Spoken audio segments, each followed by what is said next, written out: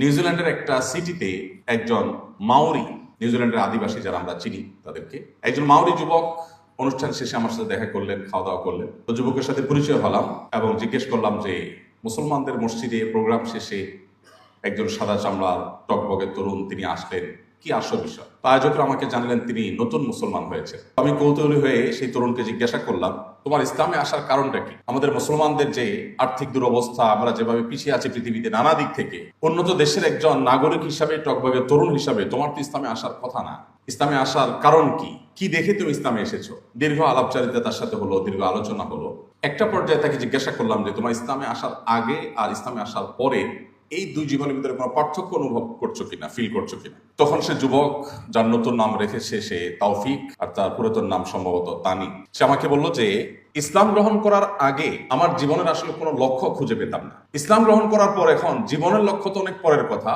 প্রতিটি স্টেপ, প্রতিটি পা ফেলার আগে আমি জানি আমি কেন এই পা ফেলছি। একদম ক্রিস্টাল ক্লিয়ার আমার লক্ষ্য এবং উদ্দেশ্য পরিষ্কার, যার ফলে আমি জীবনের মানে খুঁজে পেয়েছি। এর আগে আমি পড়াশোনা করব, আমি তরুণ মানুষ, আমার ক্যারিয়ারকে ভালো একটা জায়গায় নিয়ে যাব, আমি পৃথিবীতে অনেক কিছু করব, অনেক টাকা পয়সা কামাই করব, অনেক বড় উদ্যোক্তা হব, অনেক বড় চাকরি হব, অনেক কিছু হব। বাট আফটার দ্যাট, সবকিছুর শেষে আসলে কি হবে? আমি অনেক টাকা পয়সা মালিক হলাম, পৃথিবীর সবচেয়ে বড় পয়সাওয়ালা হয়ে গেলাম, তো আমার তো একসময় মরতে হবে। যখন মরে যাব সব থেকে যাবে, আমি চলে যাব। তাহলে আমার এত সব আয়োজন, এত সব চেষ্টার মিনিংটা কি দাঁড়ালো? এটার ফাইনাল রেজাল্টটা কি দাঁড়ালো? ঠিক একইভাবে যত রকমের আয়োজন আছে আমার জীবনকে ঘিরে, তার সব আয়োজনগুলো আমি উপভোগ করার চেষ্টা করতাম, কিন্তু একটা পর্যায়ে এসে আমার ভেতর থেকে এক হতাশা কাজ করতো। সেটা হলো আসলে দিন শেষে আমার অ্যাচিভমেন্টটা কি, অর্জনটা কি? অনেক বড় পাওয়ারফুল হয়ে গেলাম, তো যখন মরে যাবো সাথে সাথে শেষ হয়ে যাবে, পাওয়ার সব রেখে আমাকে চলে যেতে হবে। তাহলে খুবই সামান্য এবং লিমিটেড একটা টাইমের জন্য এত কিছু করে আসলে লাভটা কি হলো? আমরা জীবনের চেষ্টা করি যতটা ভোগ করি তার চাইতে কম সময়। আমরা আমাদের জীবনে স্টাবলিশড হতে হতে, যেটাকে আমাদের বাংলা ভাষায় এক কথায় আমরা বলি পায়ে দাঁড়ানো, নিজের পায়ের উপর দাঁড়াতে দাঁড়াতে আমাদের 40-45 বছর বয়স হয়ে যায়। পড়াশোনা ঠিক করে শেষ করা, এরপর ভালো একটা অবস্থানে যাওয়া, সে অবস্থান থেকে আবার নিজের অবস্থানকে আস্তে আস্তে আস্তে আস্তে একটা ভালো জায়গায় নিয়ে যাওয়া। এরপর আমাদের যখন ভোগের সময় আসে তখন শুরু হয় ক্ষয়, জীবনের ক্ষয়। এমন ক্ষয় যে তখন বিভিন্ন রোগ বালাই ব্যাধি এমনভাবে লাগে, আষ্টে পৃষ্ঠে জড়িয়ে ধরে, যেন তারপর থেকে আমাদের শুধু মৃত্যুর জন্য অপেক্ষা করা ছাড়া কিছু বাকি থাকে না। তো সে যুবক আমাকে বলছিলেন যে আমার পুরো জীবন সম্পর্কে এমন অনুভূতি, এমন অনুভব আমার মধ্যে সবসময় কাজ করতো। সামহাও আমি আমার বন্ধু বান্ধবদের মাধ্যমে মুসলমানদের মসজিদে আসা যাওয়া দেখলাম, একটু আমার কাছে অস্বাভাবিক মনে হলো যে মানুষ সবাই কাজে যায়, পেশাগত কাজে ব্যস্ত থাকে, স্কুল কলেজে যায়, আর এরা মসজিদে যায়। 2025-এর এই পৃথিবীতেও কোনো সুনির্দিষ্ট লক্ষ্য ছাড়া, কোনো একটা অ্যাচিভমেন্ট ছাড়া এভাবে এই ভোরবেলায় উঠে মসজিদে চলে যাওয়া, এটা কি সম্ভব? আমার মধ্যে কৌতূহল জাগ্রত হলো। কেন এরা মসজিদে যায়? মুসলমানরা কি পায়? আমাকে কেউ পয়সা না দিলে আমি কোথাও যাব না, আমার কোনো স্বার্থ না থাকলে আমি কোথাও যাব না, বাট এরা যে প্রতিদিন এভাবে যাচ্ছে, কেন যাচ্ছে? তখন আমি মসজিদে গেলাম, মসজিদে মানুষের সাথে উঠলাম, বসলাম, তাদের দেখলাম, তারা দেখি নামাজ পড়ে। জিজ্ঞেস করলাম তোমাদের নামাজ পড়লে কি হয়, কোনো পয়সা কড়ি পাও কিনা, কোনো প্রতিষ্ঠান, কোনো এনজিও, দেশি বিদেশি কেউ তোমাদের কিছু দেয়? বলে না, কেউ কিছু দেয় না। এটা কোনো কথা? কোনো টাকা নাই, পয়সা নাই, তুমি 5 বার দৈনিক মসজিদে যাচ্ছ, ঘুমটুম বাদ দিয়ে, এরপর নামাজ কালাম করছো, তোমাদের প্রাপ্তিটা কি আসলে, কেন এসব করো? তো যুবক অনেক দীর্ঘ আলোচনা একটা পর্যায়ে বলল যে এরপর আমি কনভিন্সড হলাম যে এরা একটা অদৃশ্য সুখ পায় যেটা আমি পাই না।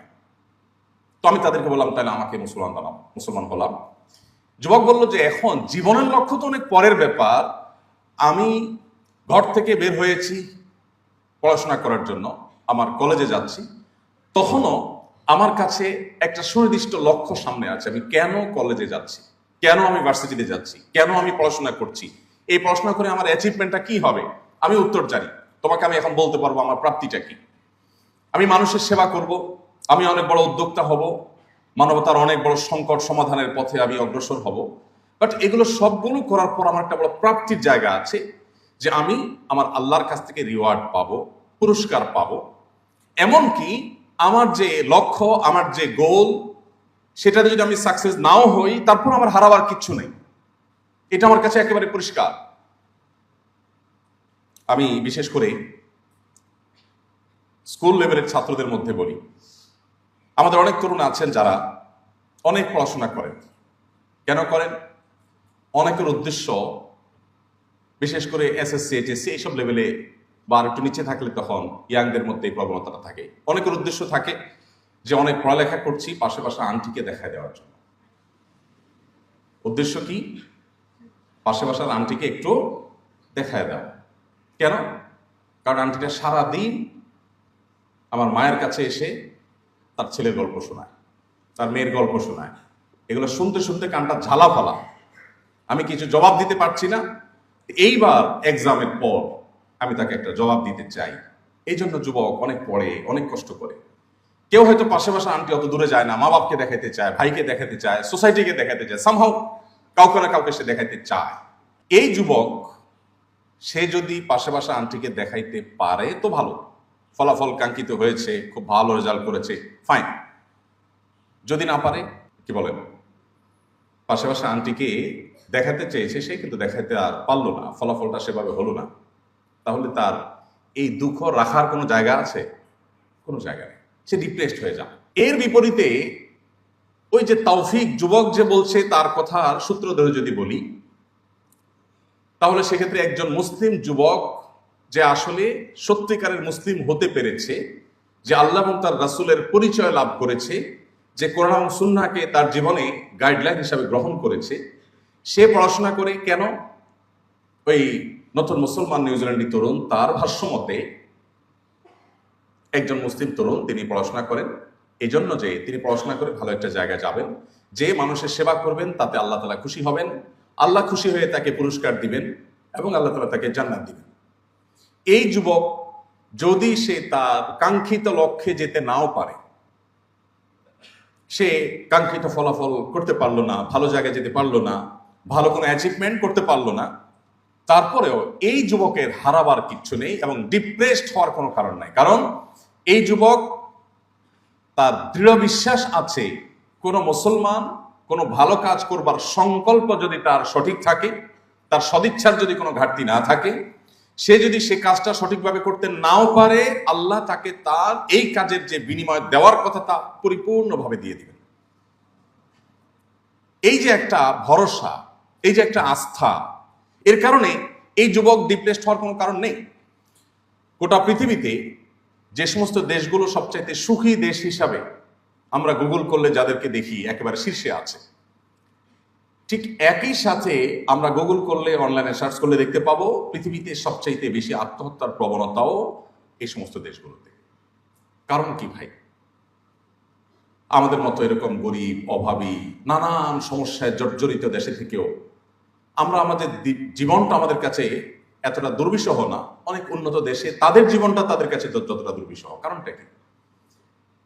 এই যুবকের যে ফিলিংস, ইসলাম গ্রহণ করার পরে তার যে অনুভূতি, যে সে জীবনের মানে খুঁজে পেয়েছে, জীবনের উদ্দেশ্য খুঁজে পেয়েছে, আমার মনে হয় একজন মুসলমানের সাথে অন্যদের পার্থক্যের এই জায়গাটা রচনা করে দেওয়া মুহাম্মদ সাল্লাল্লাহু আলাইহি সাল্লামের আমাদের প্রতি যত অবদান আছে, এর মধ্যে সবচেয়ে বড় অবদান বা সবচেয়ে বড় অবদানগুলোর একটি হলো এটি।